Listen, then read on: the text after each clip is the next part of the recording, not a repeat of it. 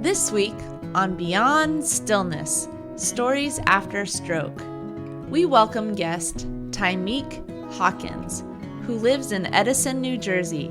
Tymiak is a writer, speaker, and stroke and brain injury activist.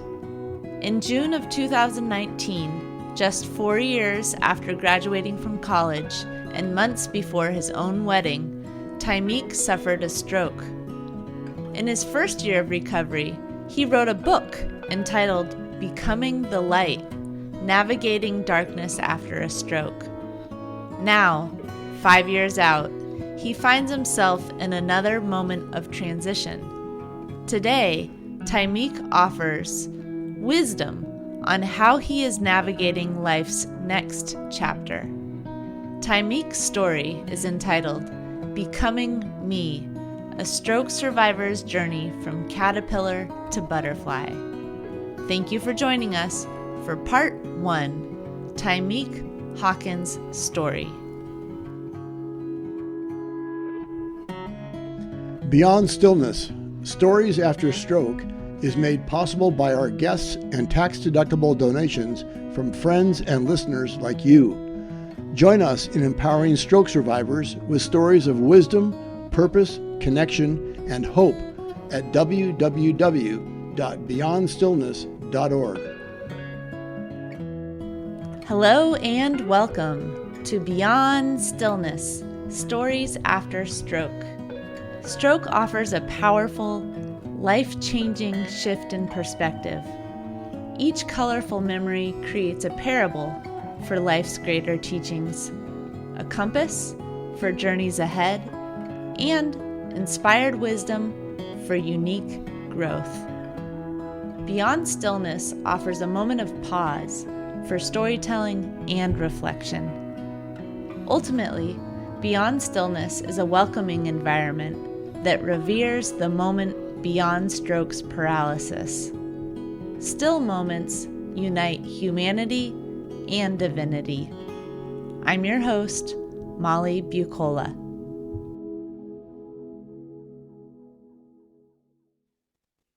This week, we welcome guest Tymiak Hawkins, a writer, speaker, and stroke and brain injury activist. Tymiak enjoys traveling, cooking, sports, fitness, crafting upscale cocktails, and spending time with his family. Tymiak graduated magna cum laude in communications from Fairleigh Dickinson University in 2015, where he played collegiate basketball. Then, 4 years later, on June 4th, 2019, Tymiak suffered a major stroke. Today, he shares his story entitled Becoming Me: A Stroke Survivor's Journey from Caterpillar to Butterfly. As we begin today, we take a moment of pause,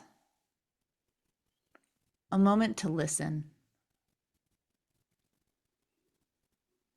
Tymiak speaks about listening, being present, and trusting. May we take time to stop, to listen, truly listen, to notice the signs, to notice ways that we connect with others, and to notice where we are called to be and become our inspired selves. Today we pause, we listen, we trust, and we give thanks. From a young age, I had dreams of, as they say, making it out of the hood of West Philadelphia. And I figured playing basketball in the NBA was my ticket to a finer life. Now, don't get me wrong, I had an amazing childhood. And ever since I was young, I knew I loved the game of basketball. I understood that the profits of NBA stardom would help me take care of my family one day. Basketball was my gift. It took me a lot of places. It even took me to college. It also felt like a curse. I thought my only value was my athletic ability. As my college career came to a close, I struggled with my identity. I no longer wanted to be an NBA star, but I hadn't prepared for life without sports. It was definitely an internal struggle. My then girlfriend, now wife Rachel, also played college basketball as well. I guess you can say real life love and basketball. I made a bad habit of tethering my feelings of worth to the sport. During my career, my father only came to my games if I was playing well. So I had to trust that Rachel was more like my mom and my brother who were always there. In the end, though, I smiled through it all. I graduated magna cum laude in communications, but I still felt lost. I followed the American dream, studied hard, got good grades, and was looking for a career. I was ready to get married, buy a house, and start a family. But deep down, I knew there was something more to life. I felt conflicted between what I had been programmed to think and what my soul urged me to do. 4 years later, Rachel and I had a big day. We scheduled our engagement photos for June 4th, 2019. While driving home from the bank that morning, I started to feel strange. My vision began to blur slightly, and I had a feeling of nausea. I attributed it to fatigue because I worked the night before. While heading to my next appointment, I still had a hard time shaking that off feeling. So I decided to order an Uber as I wasn't comfortable getting back behind the wheel.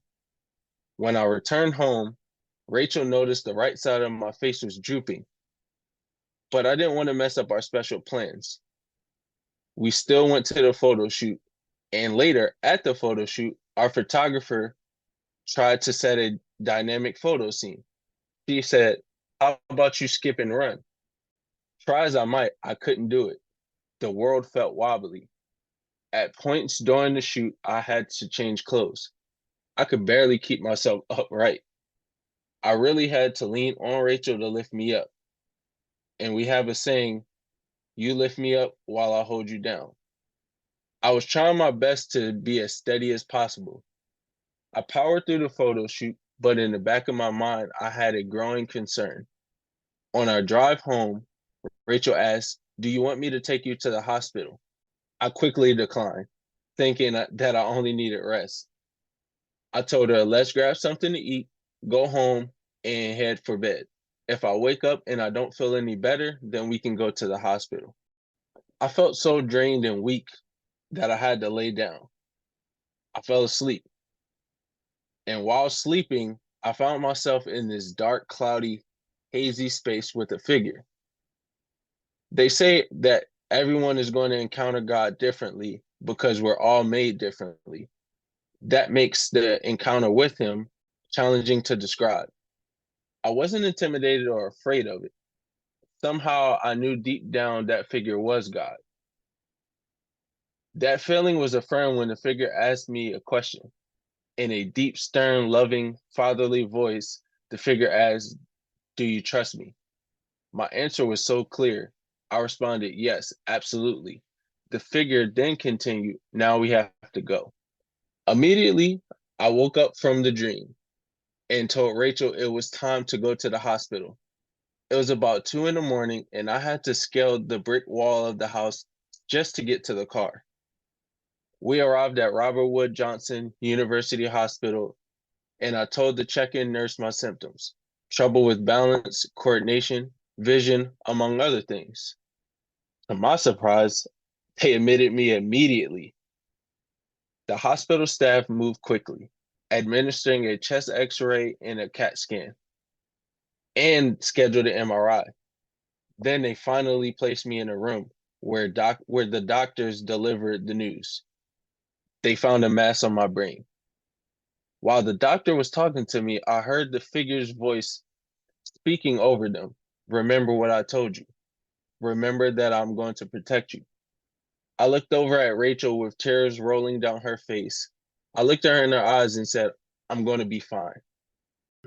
The MRI disproved the mass on my brain and instead proved a cavernous malformation.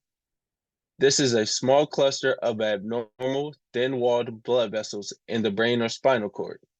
These vessels are like little bubbles filled with blood and can sometimes leak, causing small bleeds. They are reminiscent of raspberries in look. I wasn't a stranger to this, though. My younger brother, Tehran, was diagnosed with a cavernous malformation when he was 4 and now lives with epilepsy. By this point, I had completely lost the feeling of my left side. It was completely numb, as was the right side of my face. The brain swelling left me mostly bedridden for a week-long stay. They administered a steroid to reduce the swelling. 5 days later, they tested my abilities and decided I would benefit from inpatient rehab. I wanted to go home, but I could feel deep down that I wasn't ready yet. So on June 12th, I was discharged and transported to St. Lawrence Rehabilitation Center. I rolled my wheelchair out of the hospital doors and felt fresh air for the first time in 7 days. I had to stop and take a picture. Even with my blurry vision, I could tell there was such a blue sky that day. It seemed bluer than usual. The hospital lighting was slightly dim, which made this blueness seem even deeper. The clouds were so white and vivid. I could almost see their silver lining.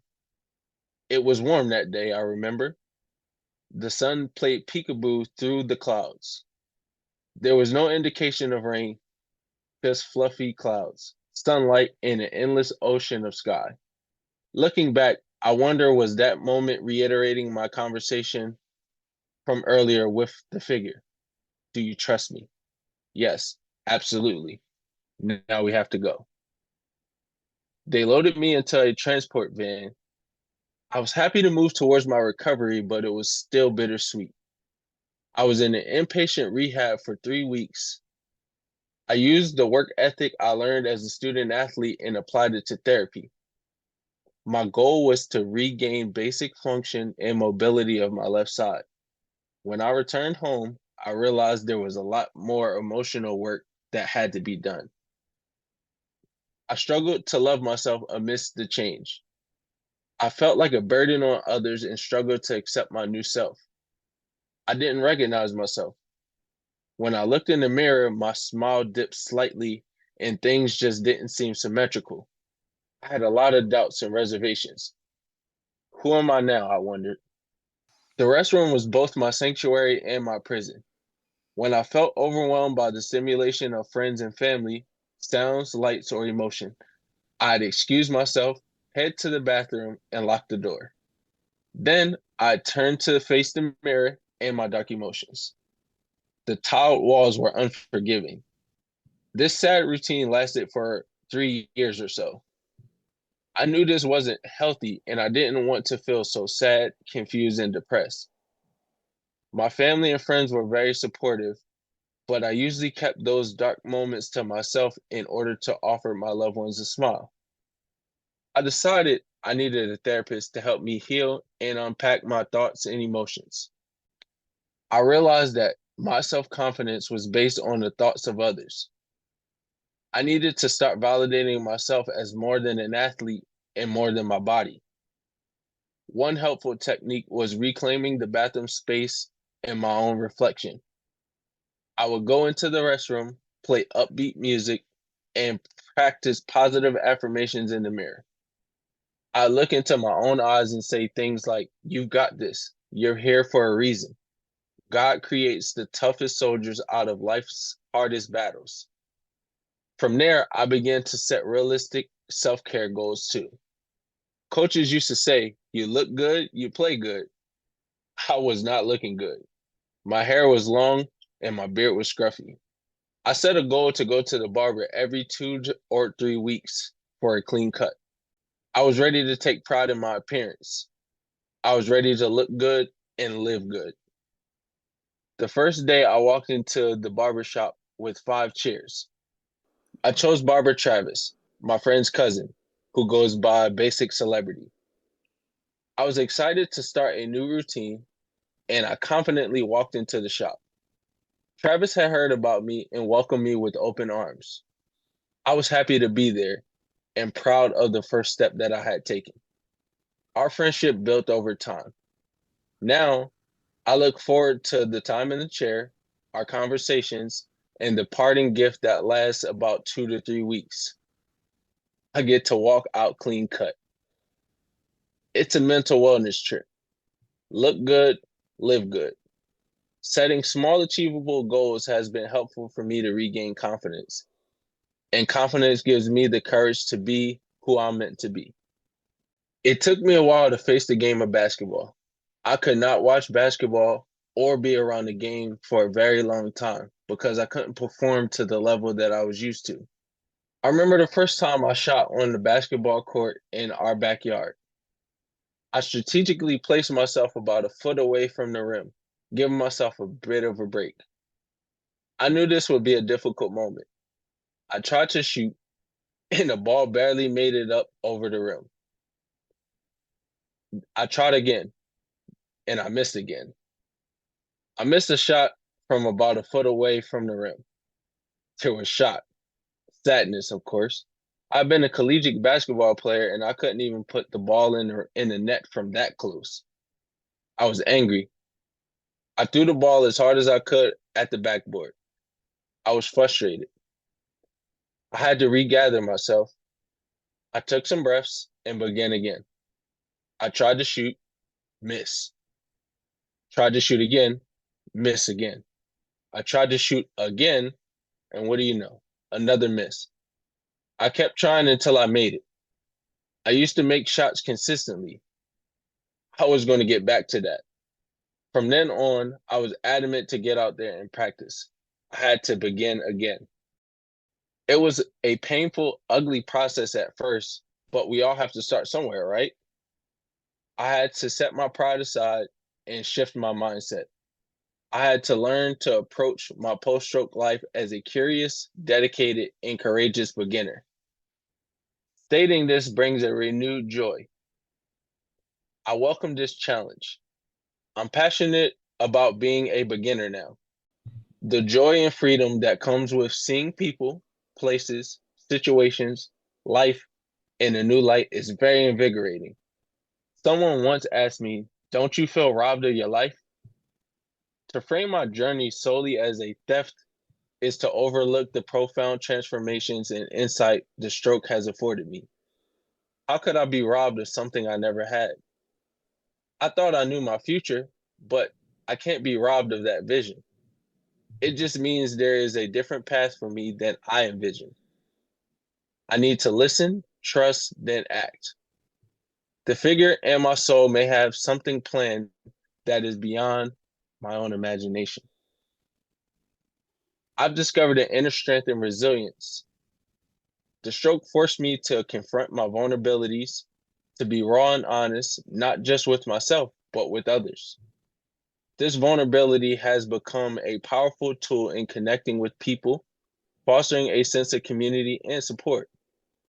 I've been able to spark conversations that bring awareness to stroke and brain injury, empowering others to share their stories and creating a network of mutual understanding and encouragement. My life's purpose has evolved. I am now an advocate for brain injury awareness, rare disease, and resilience. And I'm using my platform to ensure that my community is seen, heard, and loved. This new direction has given my life a profound sense of meaning and fulfillment. Every story shared and life touched reaffirms that while my path may be different from what I envisioned, it is valuable and impactful. So, do I feel robbed of my life? No. I feel that my life has been transformed. It has taken on a new, richer dimension, one that is defined by perseverance, advocacy, and an unwavering commitment to helping others navigate their own challenges.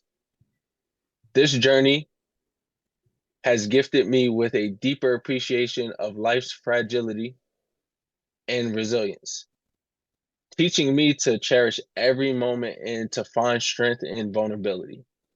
What's next? I've learned that my obligation is to ask, observe, and listen. I failed at predicting the future more than once before. They say yesterday is history, tomorrow's a mystery, and the present is a gift. So I like to stay in the present. My wife has helped me with this a lot. She is into yoga, mindfulness, and even has a sound bowl. We had what we call a Zen Den room. It's a naturally lit, safe space where we sit and process life. Sometimes I light a candle or Palo Santo. Sometimes I'm there alone, and other times we're there together. I like to start my day in that space. That's where I try to sort all things out life. Some days my mind and body are craving silence, and I sit and listen to my breath. There are moments that call for an apps guided meditation or even a prayer. My whole aim is to just focus on that moment in that space and give my body, mind, and spirit what it needs. And sometimes I have a conversation with God. I act like I'm having a conversation with an honest, loving, open, understanding, real person.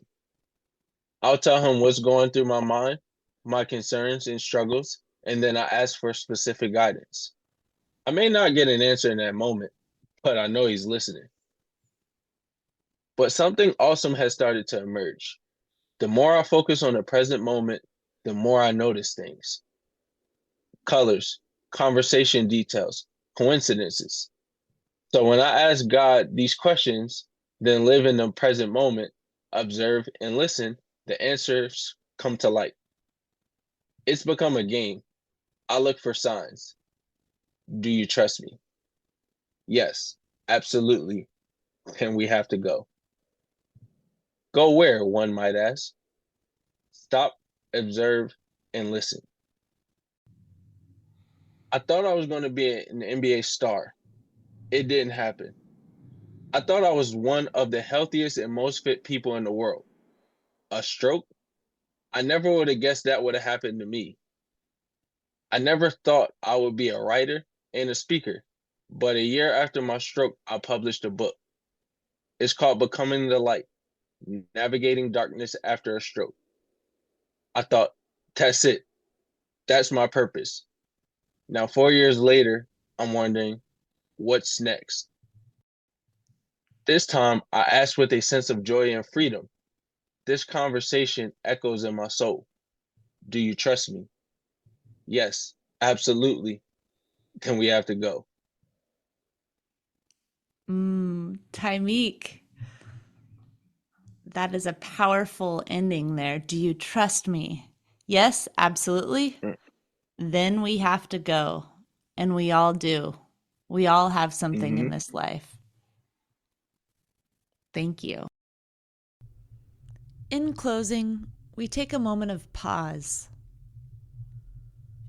calling to mind ways that our own lives have evolved, shifted, transformed through recovery. Tymiak had the courage to ask, what's next? To trust, to observe, knowing that the answer would come.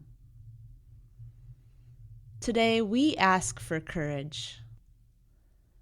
The courage to have patience and to act with purpose. May our own lives be transformed. May we listen and use our experiences to serve a world in need of our gifts. And we give thanks.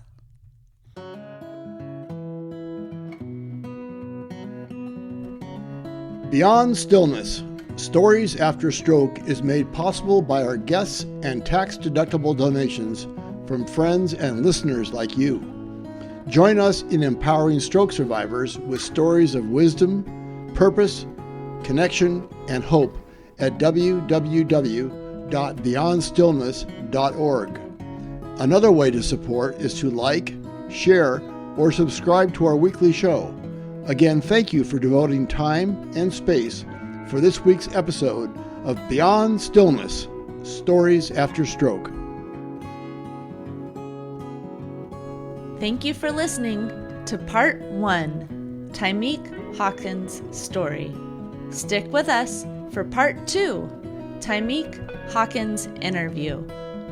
Each colorful memory creates a parable for life's greater teachings, a compass for journeys ahead, and inspired wisdom for unique growth. In this episode of Beyond Stillness, Stories After Stroke, we heard from guest Tymiak Hawkins, who suffered a stroke in 2019, just 4 years after graduating from college and months before his own wedding. Tymiak shared about his spiritual journey while also offering ways he works to overcome moments of darkness. Tymiak now serves as a writer, speaker, and stroke and brain injury activist. His story is entitled Becoming Me, a stroke survivor's journey from caterpillar to butterfly. Thank you for listening. And remember, as part of the stroke community, you are more than supportive. You are inspirational.